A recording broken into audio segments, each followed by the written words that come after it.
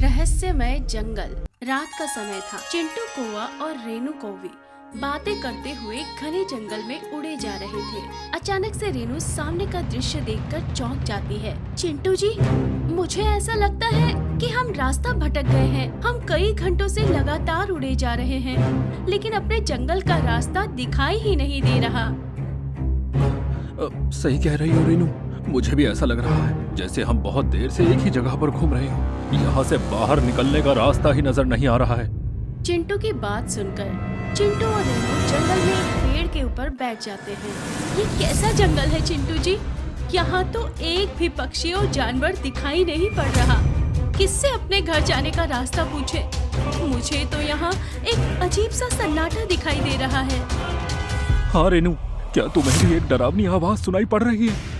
हाँ, मुझे भी एक डरावनी आवाज सुनाई दे रही है। ये हम दोनों कहाँ फंस गए? दूर दूर तक बस सन्नाटा ही दिखाई पड़ रहा है। अब बस जल्दी से यहाँ से चलो। इतना कहकर चिंटू और रेनू डरते हुए तेजी से उल्टी दिशा में उड़ने लगते हैं। काफी देर उड़ने के बाद उन्हें अपने सुंदर वन का रास्ता दिखाई पड़ने लगता है। अरे राम राम राम राम, आज तो भगवान ने हमें बचा लिया रेनू, नहीं तो ना जाने हमारा क्या होता। अरे एक तो वहाँ से निकलने का रास्ता नहीं सूझ रहा था, ऊपर से वो डरावनी रोने वाली आवाज। सही कहते हो जी, आज तो बस भगवान ने ही हमारी रक्षा की है। इसके बाद चिंटू और रेनू दोनों अपने घोंसले में आकर सो जाते हैं, किंतु रास्ते में हुई घटना का डर अभी भी उनके मन में बैठा हुआ था। कुछ देर बाद अरे ये कैसे हो सकता है? मैं फिर से उसी सुनसान जंगल में कैसे आ गया? अरे मैं तो अपने घोंसले में सो रहा था, ये अचानक यहाँ कैसे पहुँच गया? कोई है यहाँ? रेनू रेनू, अरे तुम कहाँ हो?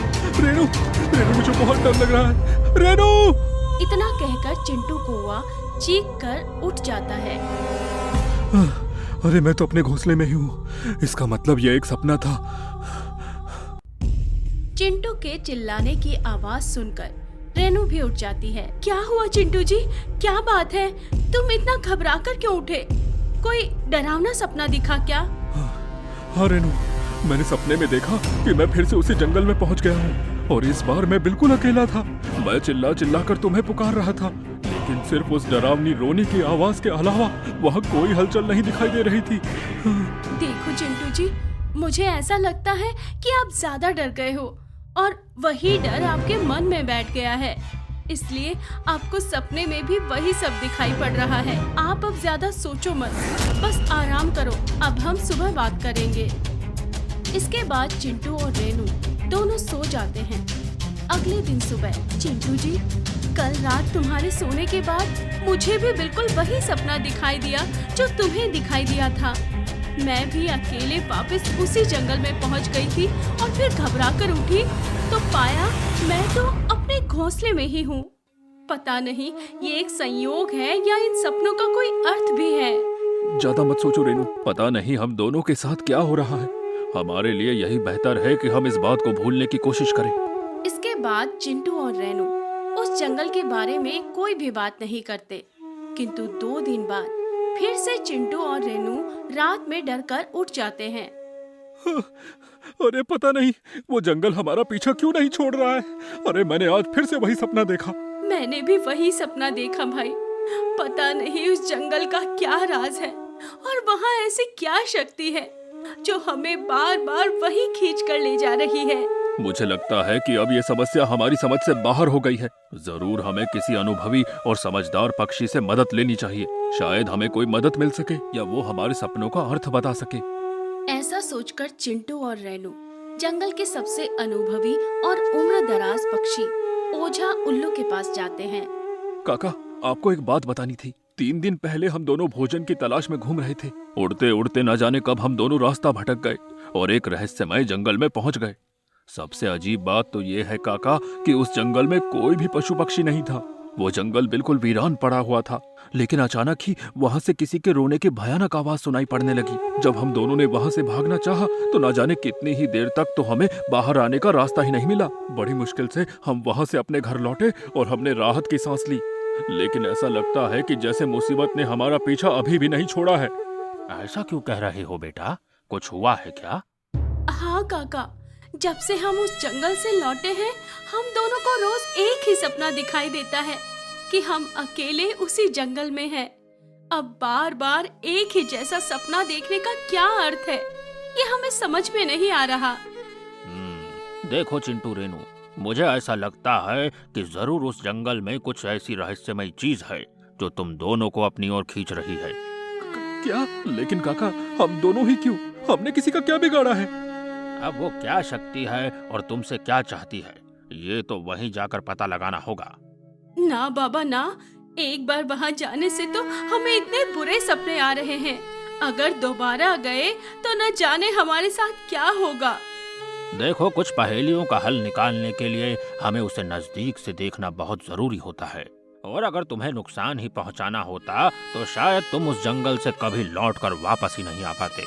आंखें मूंद कर बैठने से समस्या हल नहीं होती। अब तुम दोनों सोच लो, तुम्हें इस पहेली को सुलझाना है या नहीं।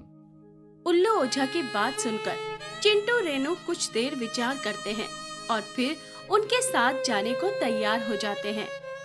रहस्यमय जंगल में पहुंचकर चल तू चलाल, तू आई भला को टाल तू। अरे मुझे तो बहुत डर लग रहा है। अब तुम मुझे बस ये बताओ कि तुम्हें वो आवाजें कहाँ से सुनाई पड़ रही थी। इसके बाद वे तीनों उसी पेड़ पर जाकर बैठ जाते हैं। कुछ ही पलों के बाद उन्हें किसी के रोने की आवाज सुनाई पड़ती है। तुम दोनों सही थे, यहाँ कुछ तो है। चलो आवाज की दिशा में जाकर पता लगाते हैं। वे तीनों आगे बढ़ते हैं तो देखते हैं कि जगह जगह पेड़ों पर पुराने टूटे फूटे घोंसले लटके हुए हैं, लेकिन उनमें कोई पक्षी दिखाई नहीं दे रहा था। वो देखो काका, सामने एक विचित्र गुफा है। लगता है उसके अंदर से ही किसी के रोने की आवाजें आ रही है। वे तीनों डरते हुए गुफा में प्रवेश करते हैं। अंदर जाते ही वो गुफा जंगल के दूसरे भाग में खुलकर दूसरी ओर पहुंचा देती है। यहाँ तो कोई भी नहीं है काका, लेकिन आवाज तो इसी स्थान से आ रही है। चिंटू के इतना कहते ही सामने के पेड़ पर एक आकृति उभर आती है। हाँ, आपने सही पहचाना, ये रोने की आवाज मेरी ही है। न जाने कितने बरसों से मैं यहाँ पर रो रही हूँ, लेकिन मेरी पुकार सुनने वाला यहाँ कोई नहीं है। लेकिन तुम तो एक पेड़ हो, तुम बोल कैसे सकती हो? जरूर तुम्हारे अंदर कोई राक्षसी शक्ति है। आप मुझे गलत समझ रहे हैं। मैं कोई राक्षस नहीं, बल्कि मैं तो एक अभिशापित परी हूँ। मुझे ये श्राप मिला है कि मैं इसी जंगल में एक पेड़ बनकर कैद रहूं। बहुत बरसों पुरानी बात है। मुझे अपनी सुंदरता पर बहुत घमंड था, इसलिए मैं अपने लोक की किसी भी परी से बात करना अच्छा नहीं समझती थी। एक बार परी लोक की रानी धरती लोक पर रह गई और उनकी शक्तियां समाप्त हो गई। उन्होंने मुझसे मदद मांगी, लेकिन अपने घमंड में चूर होकर मैंने उनकी कोई मदद नहीं की। धरती लोक पर बिन शक्तियों के वे ज्यादा दिनों तक जीवित नहीं रह सकी और उनकी मृत्यु हो गई। बाद में जब परीलोक के महाराज को ये घटना पता चली तो उन्होंने मुझे श्राप देकर इस पेड़ में बदल दिया और इस जंगल को निर्जन होने का अभिशाप दे दिया। तब से लेकर आज तक मैं इसी जंगल में कैद हूँ। कृपया मेरी मदद करें, मुझे इस पेड़ से बाहर निकाल ले। लेकिन परीलोक का श्राप हम कैसे हटा सकते हैं? आप ही बताइए, हम आपकी कैसे मदद करें? महाराज के अनुसार जिस दिन किसी ने भी निस्वार्थ भाव से बिना लालच के मुझे स्पर्श कर लिया, उस दिन से मैं श्राप मुक्त हो जाऊंगी। आप बस मुझे अपने हाथों से स्पर्श कर दीजिए, मैं आपका एहसान कभी नहीं भूलूंगी। इस निर्जन वन में न जाने कब से किसी को अपनी मदद के लिए पुकार रही हूँ। परी की बात सुनकर चिंटू, रेनू और ओझा उल्लू उस पेड़ को अपने हाथों से स्पर्श कर देते हैं, जिससे वो पेड़ तुरंत एक सुंदर सी परी में बदल जाता है। शायद ईश्वर को यही मंजूर था कि तुम हमारे हाथों से ही इस श्राप से मुक्त हो सको, इसीलिए चिंटू रेनू उस दिन अपना रास्ता भूलकर इस जंगल में आ गए। इसके बाद वो परी चिंटू, रेनू और ओझा को धन्यवाद देती है और वहाँ से अपने परी लोक की ओर चली जाती है। श्राप के खत्म होते ही जंगल में फिर से पक्षी वापस आने लगते हैं और वो जंगल पहले की तरह हरा भरा हो जाता है।